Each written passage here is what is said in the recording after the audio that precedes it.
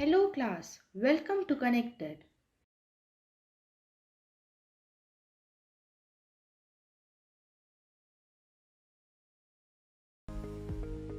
Hello class, in today's lesson we'll learn the story of Major HPS Ahluwalia, who was a member of the first successful Indian expedition to Mount Everest in 1965.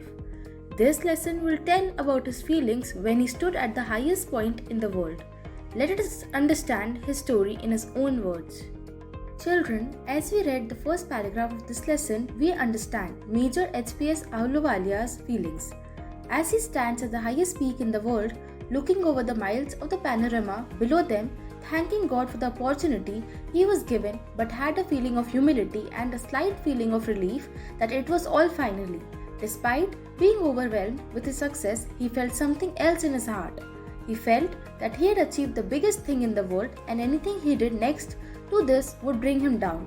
This feeling can be generally described as the joy of achieving something great in life but not being able to achieve something greater eventually made his heart feel heavy. Children, let us continue reading this story. I request one of you to volunteer and read aloud the text from your book for the class. In doing so, your teacher will help you if you get stuck. Let's continue with the next paragraph. Very good. Now let's quickly understand the gist of what you read. Major HPS Ahluwalia, a member of India's first expedition to Mount Everest, the highest peak in the world, explains the charisma the mountains have. He shares his experience of how that expedition changed him as a human being and how any such adventures and achievements shape you as a human being. He narrates that achievements like these are unforgettable and the memories stay in one's heart and mind for a lifetime. While descending from Everest with a tired body, he thought to himself whether these memories he made would stay a lifetime or would fade, lie in one corner of his brain with everyday hustle. Moving on class, I request someone else to volunteer and read aloud the next paragraph from your book for the class. Impressive. Now let's take a quick recap on what you just read. With all these thoughts, Major Ahluwalia asked himself why people desire to do such adventures in their life. The hard work and effort that goes behind accomplishing these adventures is not an easy job. It is a road full of obstacles, but human beings feel a sense of joy in overcoming these hurdles and emerging successful. These expeditions require immense physical exertion, endurance, and power. He shares that achieving these physical qualities was a challenging task for him too. Moving on students, I request someone else to volunteer and read aloud the next part from your book for the class. Impressive. Now let's take a quick recap on what you just read. Major Ahluwalia shares his personal opinion on the questions he has raised above. He says that he has been attracted by mountains since he was young. He believes that mountains are a unique way of connecting with the divine. He describes the beauty of the majestic mountains and how they are nature's best creation. Moving on class, I request someone else to volunteer and read aloud the next paragraph from your book for the class. Very good class. Now let's take a quick recap on what you just read. Major appreciates the beauty of the mountains and raises another question as to why he chose the majestic Everest. Why not something else? He now begins to explain the real struggle it takes to achieve this task. He begins by saying that this mountain is the highest and the mightiest of all. It demands immense energy from someone who wishes to climb it. The journey throws various obstacles like extreme climatic conditions, low oxygen levels. He described the road as rock and ice. He explains how the journey downwards is as extensive as climbing up, but accompanied by a sense of achievement, sense of accomplishment, and happiness. Major, when sits back and reminisces about his days, it tells us that he instantly gets transported to another world when he thinks about the mountains. He associates his attachment with the mountains as a result of the spirituality, beauty, might, aloofness, ruggedness, and the challenges he faced while on the expedition. If ever he sits back and rethinks why he chose Mount Everest only, he doesn't find any definite answer.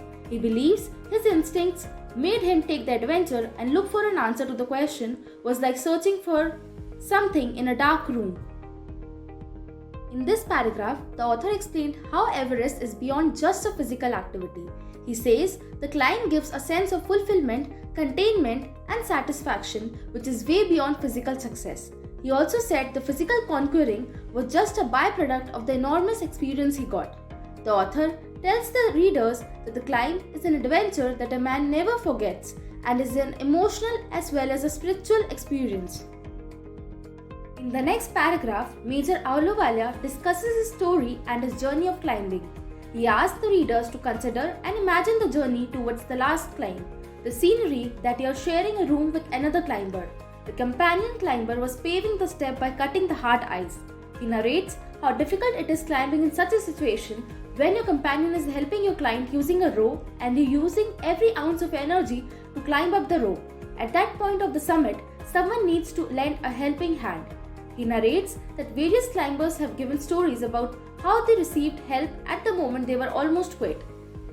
Adverse climatic conditions and difficulty in breathing make the climber curse himself as to why he had put his body to do such things. Sure, he explains the importance of a good companion who pushes you through the hard times, though the times you feel like giving up to the times you feel that you cannot move ahead. A good companion holds your hands through the complete journey. A true companion does not let you give up. He inspires you and gets inspired by you, and by this connection, even the most difficult task could be completed. While reading this paragraph, I was able to imagine beautiful snow-clad mountains glowing because of the sunlight. Major Ahluwalia describes the silvery peaks and compares them to a beautiful necklace. The enthralling view reminds him of his experiences, and he also quotes that looking down from the mountains gave a sense of divinity, and man would first bow down to his God for bestowing him with the experience. As Major Ahluwalia explained in the previous paragraph that how the entire journey towards the summit of Everest is a divine experience, he also mentioned how looking down from the top of the mountain feels like going to our God and thanking him for this experience. Sure, he shares his experience where all his teammates left pictures of the divine people they believed in. Collecting a picture of Guru Nanak, his friend Rawat left a picture of goddess Durga, another friend Pihu Dorji left a replica of Buddha. He also mentions that climbing the summit of your mind is very important, and mind fully aware of the current challenges that we have to face human beings. Achieving all these obstacles step by step gives a feeling of accomplishment, and it is very important to conquer your difficulties, your weakness, and emerge victoriously.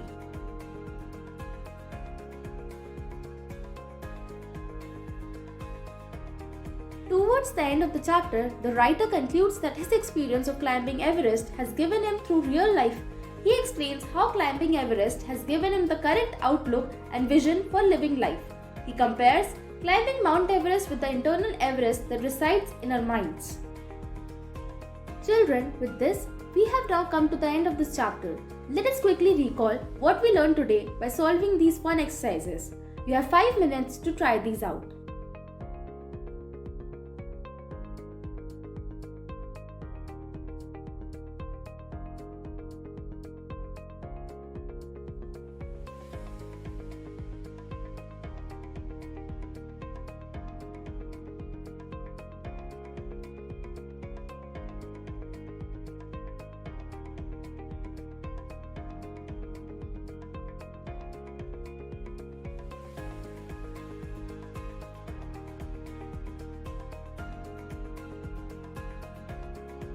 Excellent students, now match your answer with this answer sheet.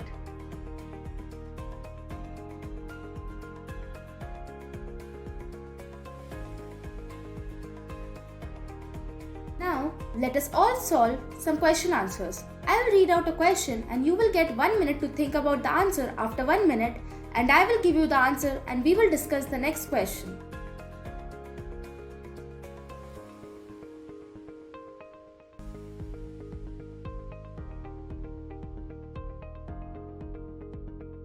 Excellent students, now match your answer with this answer sheet.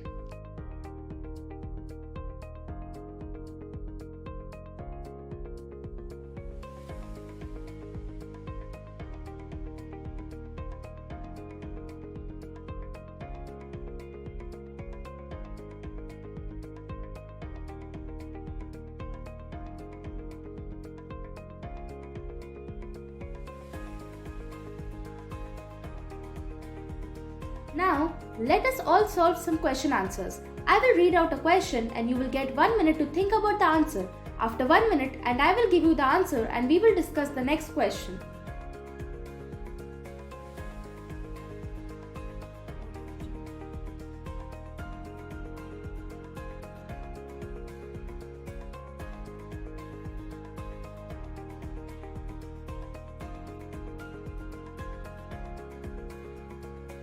Great going, students. Now match your answer with this answer sheet.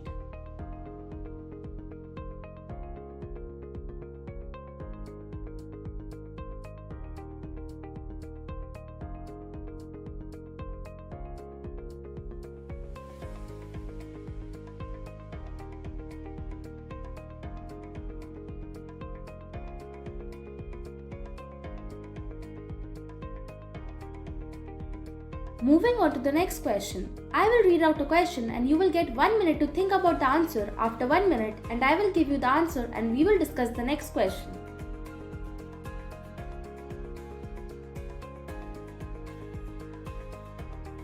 Now that we have to learn new words and phrases, let's move on to the next part of the activity. In this part, read the questions carefully and try answering them within 1 minute.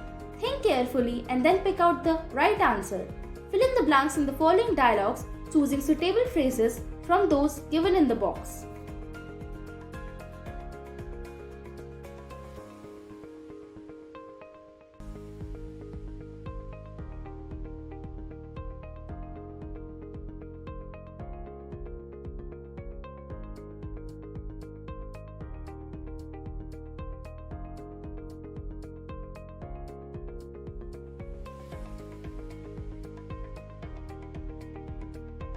Very good, dear children. Looks like most of you have managed to solve this exercise on time.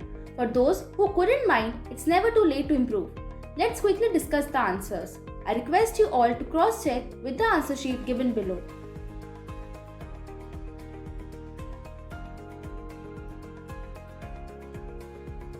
Looks like most of you have got their answers correct. Well done, children. I'm so proud of you. Quickly moving on to the next section. Again, in this section, you will be given 5 minutes to solve, so put your thinking caps on.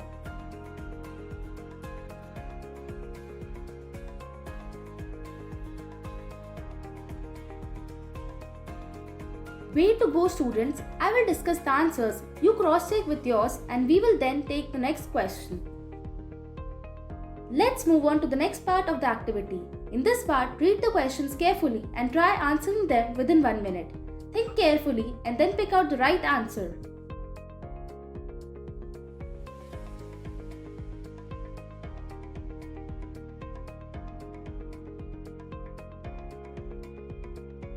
Way to go, students. I will discuss the answers, you cross-check with yours and we will then take the next question.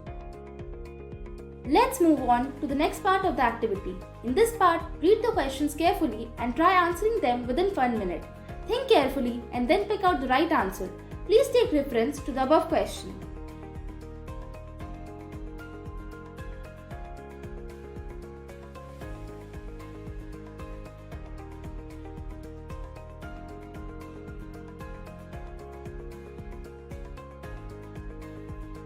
Way to go, students. I will discuss the answers, you cross-check with yours and we will then take the next question. Thank you for being such lovely students. Let's move on to the last activity of this lesson and then it's a wrap. This activity is going to be homework for you. Hence, understand your responsibility correctly.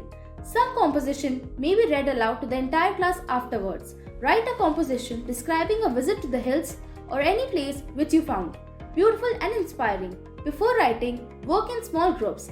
Discuss the points given below and decide if you want to use some of these points in your composition. That's it for today. Thank you, class, and I hope you all had fun learning. Hello, class. Welcome to Connected.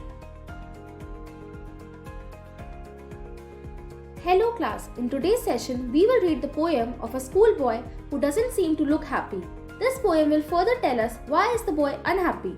Why does he compare himself to a bird that lives in a cage or a plant that withers when it should blossom? The poet of this poem is William Blake. Dear children, the poem we are going to learn today is about a schoolboy. Usually, when we think about going to school, it makes us so happy. The feeling of meeting our friends, sharing our lunch boxes, and learning makes us so happy, but there's something different happening in the poem. Let's find out what. Could one of you please volunteer and read the first stanza of the poem? This stanza depicts the scene of a beautiful bright morning. The poet feels very energetic and happy when he wakes up and hears the bird chirp, the sounds of the morning. He feels that these sounds and the environments are a sweet company or a companion. Now, the next child, please read the next stanza to find out what happens next.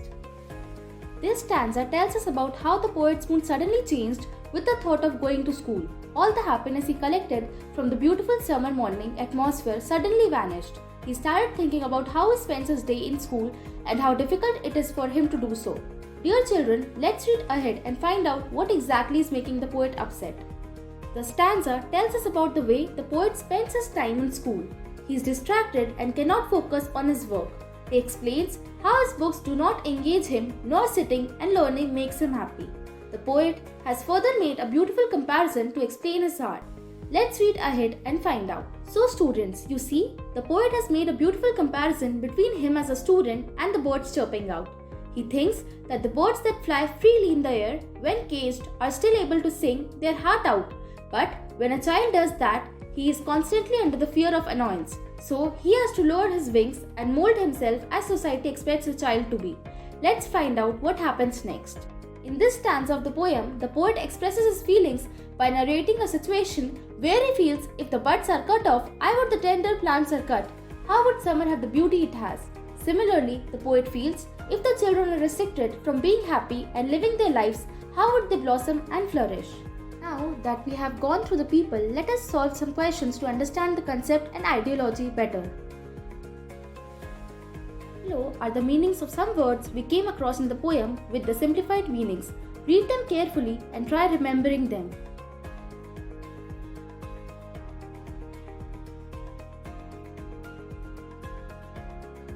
Students, did you see how the words in the poem are twisted to enhance the effect of the poem? They are simple words but written in different ways. Now read the next question and find out the answers from the poem.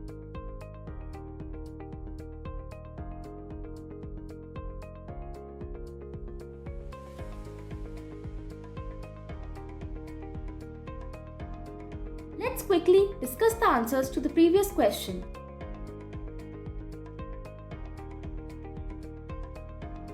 Just like the above question expresses joy, the next question expresses grief. Read carefully and do as directed.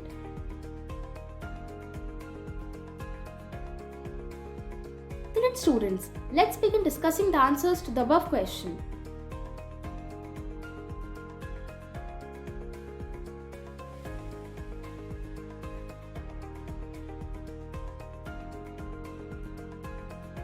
Read the next question and find out the answer from the poem. Do as directed.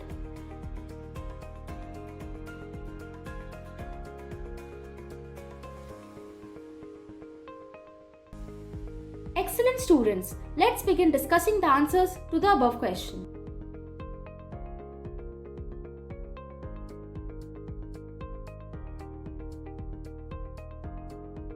Read the next question and find out the answer from the poem. Do as directed.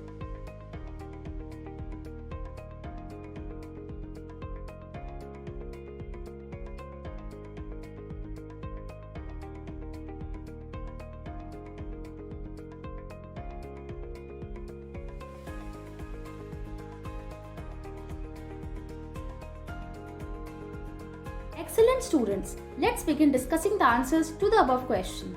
Moving on to the last part of the exercise, there is another poem given below. You are expected to read through the poem and compare it with the poem we just studied.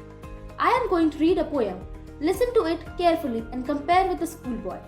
The one furrow, when I was young, I went to school with pencil and foot rule, sponge and slate, and sat on a tall stool at learning's gate.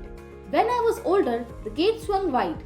Clever and keen-eyed, in I pressed, but found in the mind's pride no peace, no rest. Then who was it taught me back to go to cattle and barrow, field and plough, to keep to the furrow, as I do now.